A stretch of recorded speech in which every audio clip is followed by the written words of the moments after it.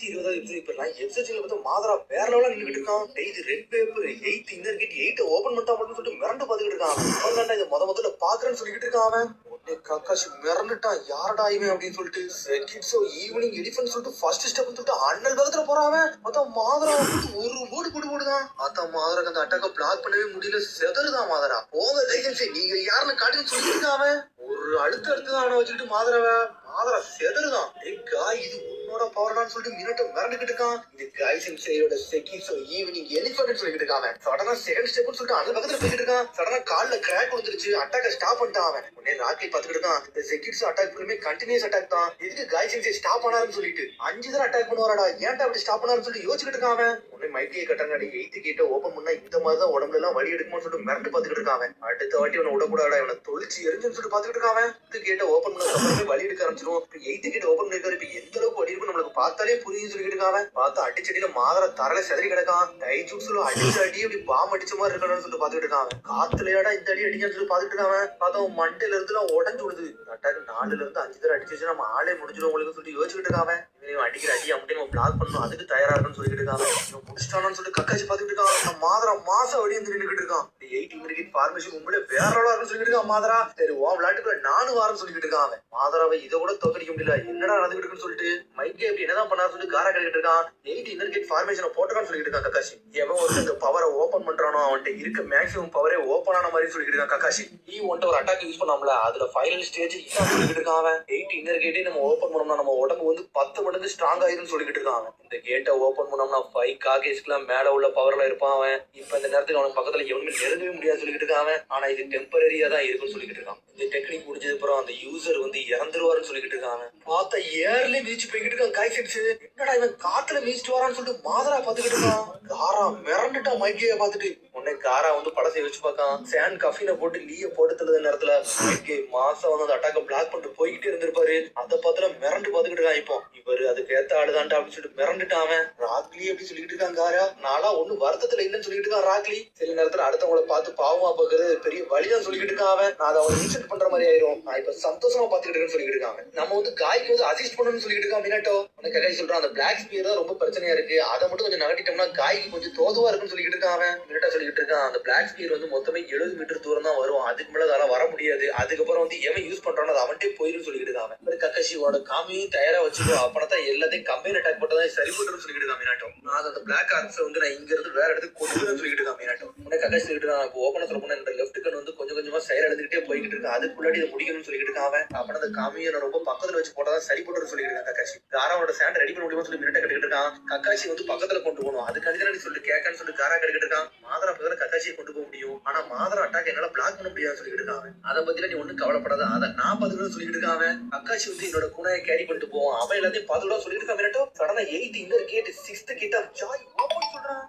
ராக்லி அனல் பவர்ல போய்கிட்டு இருக்காங்க. மினட்டோ மிரண்டா 8 இயர் கேட்ட நீனும் மாஸ்டர் ஆயிட்டேன்னு சொல்லி கட்டிட்டு இருக்காங்க. இல்ல நான் இப்போதைக்கு மொத்தமே 6 கேட்ட தான் என்னால ஓபன் பண்ண முடியும். என்னோட ஸ்ட்ரென்த்ல நான் கொஞ்சம் பீஸா இருக்குன்னு சொல்லிட்டு இருக்காங்க. உடனே மினட்டோ சொல்லிட்டு இருக்கான் இந்த பவரே போதும் ராக்லி சொல்லிட்டு இருக்காங்க. அடே அப்பள கொஞ்ச நேரம் பேசுறது ஒன்ன பத்தி தான் மைக்கை பேசணான்னு சொல்லிட்டு பாத்துக்கிட்டு இருக்கான் மினட்டோ. அவன் காயோட வாழ்க்கையை இழந்து நம்மள ப்ரொடெக்ட் பண்ண பாத்துக்கிட்டு இருக்கான்டா. அவனுக்காண்டி நம்ம ஹெல்ப் பண்ணி தீருன்னு சொல்லிட்டு இருக்காங்க. இங்க காய்சின்ஸ் சுத்திக்கிட்டு வாரம் பம்பரமா சுத்துதான். நீ வந்து காராவை ப்ரொடெக்ட் பண்ணிக்கிட்டே இருக்கணும். அதான் அவனோட வேலைன்னு சொல்றான். அதுக்கு நீ ஓகேன்னு சொல்றான். என்னோட குணாய் நீ எடுத்துக்கோன்னு சொல்றான். உன்னை நீயும் சரின்னு சொல்றான். பார்த்தா இங்க காய்ச்சன்ஸ் மாசம் சுத்திக்கிட்டு வராரு. பம்பரமா வந்து அடிக்கடி அடிச்சுக்கிட்டு இருக்காரு. சடனா ஃபர்ஸ்ட் ஸ்டெப்னு ஒரு ஓடு போடுதாரு அவரு. போட்ட அடுத்த செகண்ட் பார்த்தா அந்த ஆர்ஸ் வச்சு அவனை அப்படி பிளாக் பண்ணிக்கிட்டு தான் மாதரா. ஃபர்ஸ்ட் ஸ்டெப் அடிச்சு முடிக்கல. செகண்ட் ஸ்டெப்னு சொல்லிட்டு பின்னாடி வந்துட்டான். ஒரு ஓடு போடுதான். 2வது அட்டாக் கொடுத்துருச்சு. செகண்ட் தேர்ட் 4th 5th விட்டுக்கிட்டு தொழிச்சு அடிக்கிட்டாரு அவரு. என்னால மூவ் பண்ண முடியும்னு சொல்லிட்டு மாதரா பாத்துக்கிட்டு இருக்கான். காய் நீ வாட்டத்தை கட்டுறா மிச்ச எல்லாத்தையும் நாங்க பாத்துக்கிட்டு சொல்லிட்டு இருக்கான் மினட்டோ. 5th ஸ்டெப்னு சொல்லிட்டு அனலகத்துல வரான். பார்த்தா உடம்புக்குள்ள அப்படி பந்து மாதிரி மாட்டிக்கிட்டான். அதான் உடம்பு ஃபுல்லுமே அந்த பிளாக் ஸ்பியர் வச்சு கவர் பண்ணிட்டான். சடனா காய் சின்சியர் அனலகத்துல போய்கிட்டு இருக்காரு. நீ அவன் குணாயத்துக்கு வீசுறான் வேகமா. பார்த்தா அந்த பிளாக் ஆர்ட்ஸ் வந்து அவர் மேல அட்டாக் பண்ண வருது.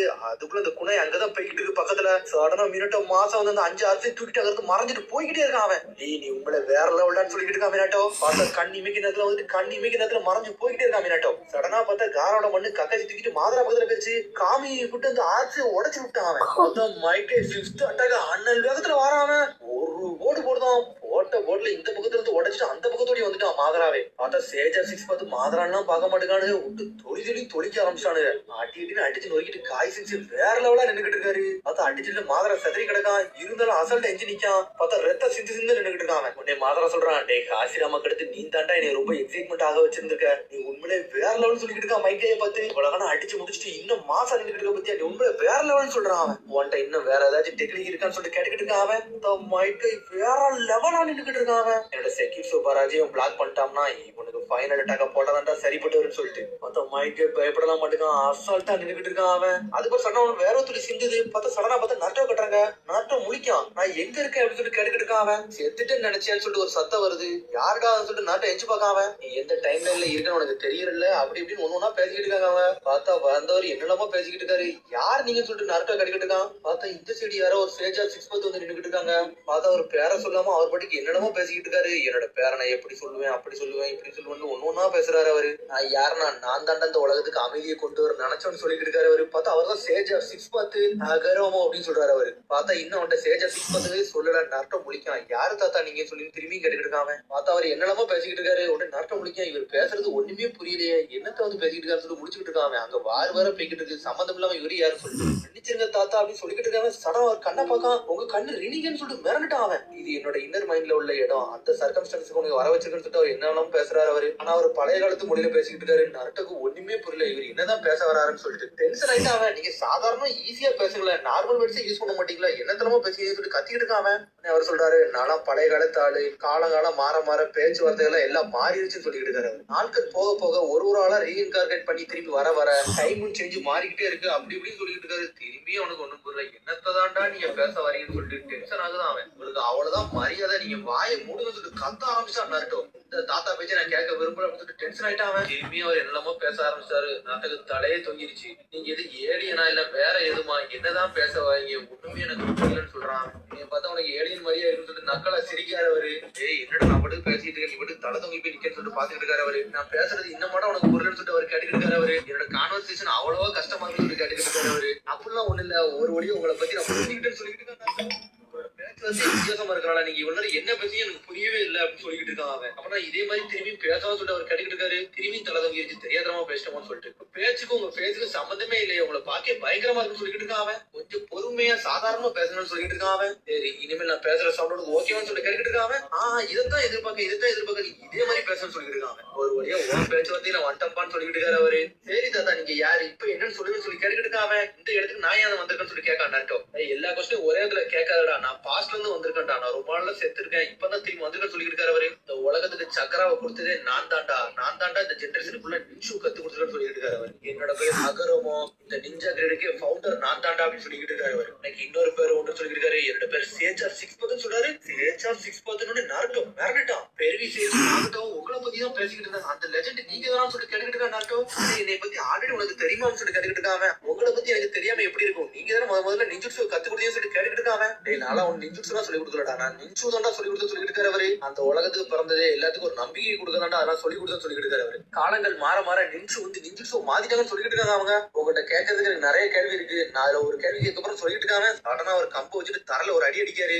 அடிச்சு தண்ணி அப்படி நாட்டை பார்த்துட்டு இருக்கான். நீ தான் என்னோட பையன் ஆசுரான்னு சொல்லிட்டு இருக்காரு அவரு. இந்த இடத்துக்கு நான் எதுக்கு வந்தேன், உன்னை எதுக்கு நான் நம்புறேன்னு சொல்லிட்டு ஒன்று சொல்ல போறேன்னு சொல்லிட்டு இருக்காரு அவரு. ஆசுராவா அப்படின்னா என்னன்னு சொல்லிட்டு கேட்டுக்கிட்டு இருக்கான் அவன். பேசுறது எது ஜிப்ரீஷ் மொழியான்னு சொல்லிட்டு கேட்கான் அவன். ஆசுராங்கிறது ஒரு பேருன்னு சொல்லிட்டு இருக்காரு அவரு. வெளியே நடக்கிற பிரச்சனைக்கு எல்லாம் நான் தாண்டா ஒரு வகையில காரணம், அதுக்கு தாண்டா நான் வந்திருக்கேன்னு சொல்லிட்டு இருக்காரு அவரு. நான் அவன் சில விஷயம் சொல்ல போறேன், அதை கண்டிப்பா நீ கவனிக்கணும்னு சொல்லிட்டு இருக்காரு அவரு. ஃபர்ஸ்ட் எங்க அம்மா பத்தி என்னோட பையனை பத்தி அவன் சொல்ல போறேன்னு சொல்லிட்டு இருக்காரு அவரு.